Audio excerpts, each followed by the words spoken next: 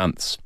Queensland has taken out another State of Origin series against New South Wales, making it 10 out of the last 11 contests between the arch rivals.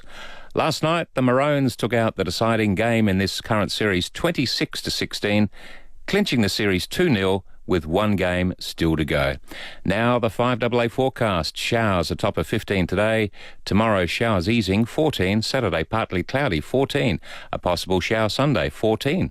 And then a possible shower on Monday, partly cloudy on Tuesday, in the mid-teens on both days.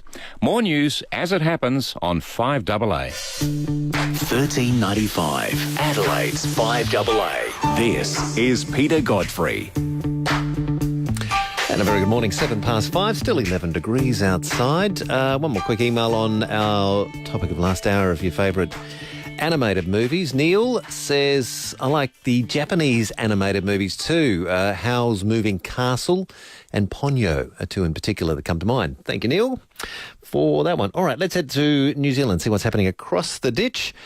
Selwyn Manning, editor of EveningReport.nz, joins us. How are you, Selwyn? How's your side of the ditch? Not too bad, Peter. I was just going to chip in on a favourite movie. When we were teenagers, we were all kind of into our spooky movies, and The Exorcist came out for us every time then. But of course, over the years, it kind of wheedles away into insignificance in a sense, I suppose. Yeah, okay. Yeah, actually, we're on animated movies. Have you got an animated movie? Animated, yeah. Have you got an animated one? Yeah, a few clumsy special effects, but you couldn't claim the animated, could you? Actually, I reckon one that hasn't come up, and one that came from your side of the ditch, For Flats, the movie. Yeah. That was a terrific animated movie. Terrific. It was, yeah. And that was the main character in that role was kind of based on Clark. You? Oh, I was going to say based on you. No. No, John Clark. John Clark. His Kiwi character, Fred Dagg, it was kind of around there. But the comic, it was shared obviously with Mr. Ball, his creation there. But fantastic, yeah. And there was Shrek, I think, as well. It was a big deal for being made here in New Zealand. Oh, was that? Okay, I didn't realise that was made there. Okay. Yeah, that was one that's come up a few times. People's favourite. It's all fun. But looking around the headlines at the moment, Peter, what we've got stormy weather over here in New Zealand the last 3 days in particular in the north, and it's certainly the same in the south. It's been thunderstorms, heavy rain right through the nights of the last 2 nights, and it's as damp can be for the middle of, the longest day kind of thing. Was that 2 days ago? Shortest day, longest night. Yeah, and the temperatures, the longest night. The temperatures here in Auckland in particular are sitting around 18 degrees high and an overnight of 13. That's the low overnight. But so nothing sensationally concerning related to the weather, but the latest headlines coming out of the New Zealand Herald is sitting there is double grammar zone about to get smaller, and what they're talking about there is one of the most prestigious schools in Auckland, and it's grammar zone. Is that about to get tighter? That's a big deal for people wanting to get their kids into Auckland Grammar School. Okay. So it's a very localised one. Then it heads into the All Blacks, and look who's back in is what the sensationalist headline there is. We can talk about that. What they're talking about is Julian Savea is back into the team. He was slagged off by a lot of the New Zealand Herald journalists in the first test against Wales for being a little bit tired on his feet. So they still obviously got the spotlight on him there. If we look across to the Stuff site, that's Fairfax's expression over here in New Zealand. They are talking about 12 dead 12 days later, and they're talking about David Hosier's first wedding. It's a very strange headline to put there, but and also not such a smart start is about Wellington's commuter traffic jams. And then they get into the overseas news with the EU chief to the UK. Out is out, meaning if you're gone, you're gone. So if you pick up the trends in those headlines between those two news outlets, the New Zealand Herald and Stuff, they've certainly in their headlines, Peter, in the last year have got softer and softer and softer in their news. They're not putting their big, heavy hitting gritty articles up in the front, and must be because of clickbait type policies. But that's another story, I suppose. If you go across to Radio New Zealand, it's much more serious in its approach. We've got leading with disabled boy had a diabolical post-operative aftercare, and that's relating to being transferred from Auckland's Starship Hospital, which cares for children, down to Whanganui DHB, or District Health Board, and some coordination problems there. Mr. Big approach, that's been big in the news on Radio New Zealand overnight, and that's about a police tactic where police go undercover operation, caught a murderer, and the style of which, meaning the Mr. Big approach of undercover sting, if you like, the Police Association is saying that exposes the police to those who they may use that approach to in the future, and so it undermines their ability to actually get a good result of that type of sting. It goes into the All Blacks as well, and also about the traffic, Peter, about it's getting out of control, and also it talks also about Northland and the small towns in Northland having an increasing, there's increasing lawlessness where youth gangs, kids aged between 13 and 16, are basically running into liquor stores, grabbing what they want, pushing the proprietors over and just exiting out with their grog. So that's the problem. The locals are saying the cops aren't listening to their concern. Okay. All right, there's a roundup of headlines from across New Zealand. Let's get on to a bit more depth on a couple of other stories from your part of the world. Your government's made a commitment to extend the deployment of New Zealand troops to Iraq. How long is this extension? Yes, this extension, Peter, will go through to 2018. Well beyond the 2017 election. So the commitment was made this week, the Defence Minister, Jerry Brownlee, had met with his United States counterpart, Ash Carter, the Secretary of Defence, up in North Europe over a month ago, where the coordination of this was obviously taking place. He's come back and has got cabinet sign-off to continuing it on. Now, the numbers here is that small compared to Australia's commitment, of course, but extending the initial 2-year deployment, like we've just announced, is continuing the 143 troops at Taji military base, which is there's some distance out from Baghdad up in Iraq. Now, the purpose of the New Zealand Kiwis over there is similar, as I understand it, in one of the segments of your deployments, in that where they're supposedly to train up security forces, the Iraqi security forces, prior to them going into live battle. There's been concerns back here about whether or not the New Zealand government is being full and upfront about the full and complete role that the New Zealand soldiers are taking. Seems that the debate here, Peter, centres on it would be appropriate for the public and certainly the opposition politicians to actually have a full knowledge of the roles that are being used up there, so that the proper debate about New Zealand taking part could take place. Okay. Has there been support for this extension of the deployment broadly, or any raising concerns about it? In that line, that people have been kept in the dark. What the concerns are is that the New Zealand government was found to have basically lied to the New Zealand public for some years relating to the role that the New Zealand troops were having up in Afghanistan, and that there are similarities relating to what isn't being said, if you like, with this Iraq deployment. And people are getting pretty tired of just being kept in the dark, and then years later saying, oh, well, yes, of course, New Zealand's SAS have been up there. This is after years of denial. Yeah. And yes, they have been leading combat roles up there. Now, many New Zealanders would say that's a good thing, but many would say, well, actually, we deserve the right to know what is going on in our name. Yeah, that's where the debate is pretty much. Okay, yeah, that's a fair thing to ask, I think. For anyone. Yeah, and this is on the back of an increase in defence spending. Yes, it is, Peter. So that last week there was a $20 billion defence package that was announced here in New Zealand that the government had committed itself to, and that obviously is over around about 10 to 15 years of spend. And what's interesting in that is that in the past, when there's been announcements of big defence spending and a white paper comes out, it clearly gives New Zealand's picture as being one of being deployed in the region, whether it be through requirements like, in the most recent past, the Regional Assistance Mission to the Solomon Islands, or known as Ramses, where Australia led it. New Zealand was dovetailed in pretty closely to that, and the commitment broadened it right out. So that was where you could see New Zealand had placed. Now, the nature of the global security and defence requirements these days definitely show that New Zealand needs to change in that way, and it looks like the government is forward committed, to more naval presence, certainly on the ground type of combat equipment, and also significantly a major investment into cyber defence systems in New Zealand proper. And the government has made a big deal about New Zealand being vulnerable, like all countries, to its infrastructure being damaged through cyber activity and cyber attacks in the future. And so it's preparing a defensive platform for that. Okay.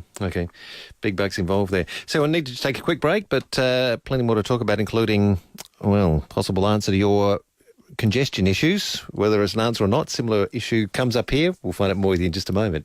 Selwyn Manning's with us. He's editor of EveningReport.nz. Jim's Antennas supply and fit antennas, but antennas aren't the only way to watch TV now. You can do it via internet. Jim's Antennas can connect you to free catch-up channels or Netflix or Stan or Presto. Jim's Antennas can also add data points in the kids' bedrooms. Oh, and payment plans with no interest ever? Jim's Antennas does that too. Fees, charges, terms, conditions and lending criteria apply. Visit certegyeasypay.com.au. Jim's Antennas for all TV and data connections. 131546. jimsantennasadelaide.com.au. Where do you go for the best deals and service on new and used Mitsubishi? You go to Agostino. Mitsubishi Lancer, ASX, Outlander and Triton. Agostino Mitsubishi has them all, and all with our extensive Diamond Advantage warranty and with free auto. That's right, free auto on all Lancer, ASX, Outlander and Triton. So go to Agostino Mitsubishi, agostino.com.au. LVT 25301. Hey, we're here at Marksman Indoor Firing Range, so corporate function-wise, what do you think, guys? Yeah. Great, corporate function, unbelievable. How do you feel right now? I'm really excited. I'm a little bit nervous though. Stand by and fire! My heart is pounding. Fantastic, unbelievable experience. If you're looking for a team building exercise with real firepower, it's at Marksman Indoor Firing Range. Log on to marksmans.com.au for all the details and group bookings. If you love your chook, here's where to look. It's a down. It's a down. Tolls fresh RSPCA approved whole chicken, just $4 a kilo every day. It's a down. At Coles. It's Sits and Kids Red Nose Day again on June 24. Remember your first red nose? Maybe you bought your first in 1988. One for the Barina in the late 90s, one for your office window in the noughties. But do you know how much good that red nose is doing now?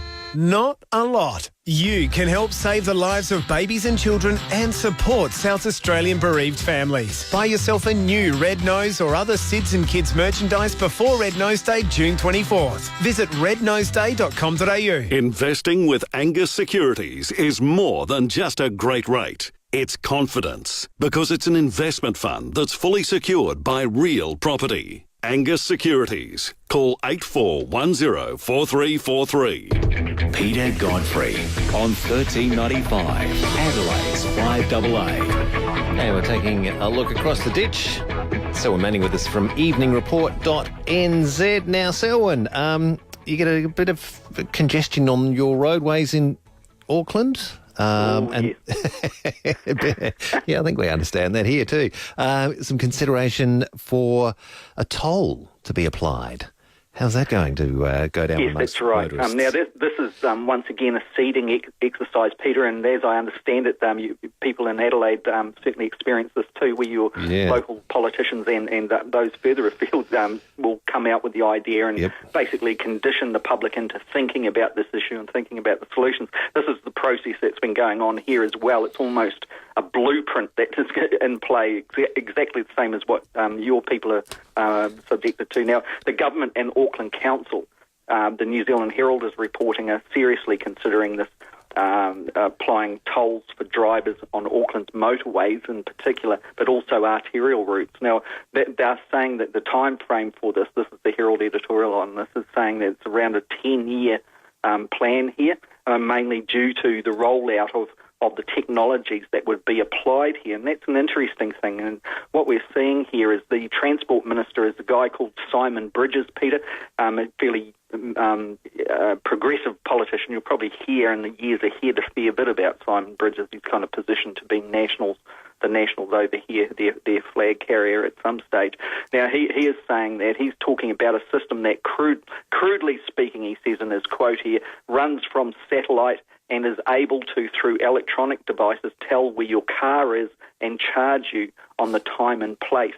Now, what they're talking about there is what is being used or what is about to be used in Singapore, where a GPS device is placed in every car. The person who owns the car has got to have that placed in there by law, and then it's picked up by satellite or GPS and goes into the system, and the person gets the bill or it's taken out of the account, whatever way they seek to get compensation for that. Now, the reasons for all of this relating to paying as you drive kind of approach is probably similar to what you have over there, Peter, that the argument is that the huge infrastructure upgrades, including underground rail here in Auckland, for example, and also inner city and interconnecting cities, numerous motorways and arterial routes, the cost of the whole deal is too high a burden to be placed, one, just on the taxpayer, especially considering you've got political environments that want to cut taxes, not increase or maintain.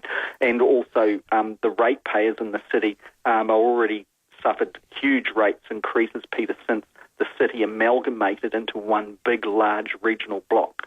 And that's the big problem that is facing, the planners and also the politicians on how to balance that. Going to this user pays thing, they say, is a solution. I've got to underscore here, however, that the Prime Minister, John Key, in a quote here in the New Zealand Herald, he says, what we're saying is they are potentially an option. So he's placing a bit of a, You're not reading out of one of our papers, are you? That's everything you're saying sounds like what we get from time to time. Is it?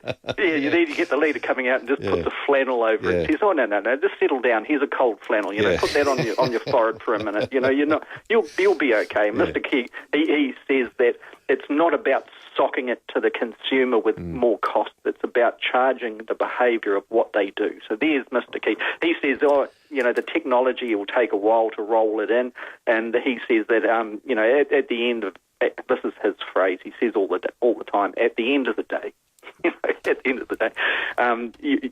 commuters in Auckland may pay $10 a day or $2,500 a year. So that's kind of in the scope where, one, the Labour Party is pushing that, and it looks like it's not being contested by the Prime Minister. But at the end of the day, Peter, as the Prime Minister would say over here, certainly Auckland is heading toward a toll-type regime, and it's a matter of when.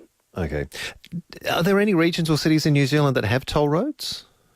There are some roads that where there's been a PPP arrangement, public-private partnership type of approach to constructing the road, where tolls are. And originally, like when I was a child, I'm about the same age as you, Peter, roughly. I just look a lot older. Well, I don't know about that. But there was the Auckland Harbour Bridge had a toll where you'd come up to the toll gates, and cough up what was about 20 cents or something like that, and then it was raised at one point, and that was supposed to pay for the bridge and its upgrades over the years.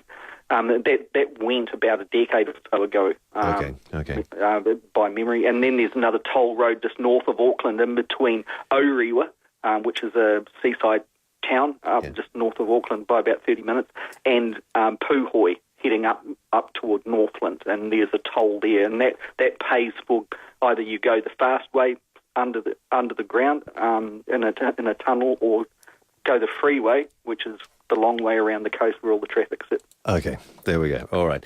And finally, you didn't have to eat your hat, as was going to be a possibility. The All Blacks came out victors over Wales on the weekend. By how much? They certainly did, Peter, and it was but much of a relief to me, I'm sure, not having to eat that hat. Yes. Not that I was trying to be smug. It just seemed like the science of it was. Yes, fair science. Yep. Yeah. So what we saw there is, New Zealand, they beat Wales around 36 points to 22, which kind of dovetails to about the same proportions as the week before when they played Wales, which was 39 points to the All Blacks and 21 points to Wales. Now they head off to Dunedin in the far south of the country, so it's going to be pretty cold down there. There's snow in that north of Dunedin at the moment, so I'm sure the Welsh will be well and truly used to a chilly temperature. It'd be a different story if it was you guys, Peter, coming up.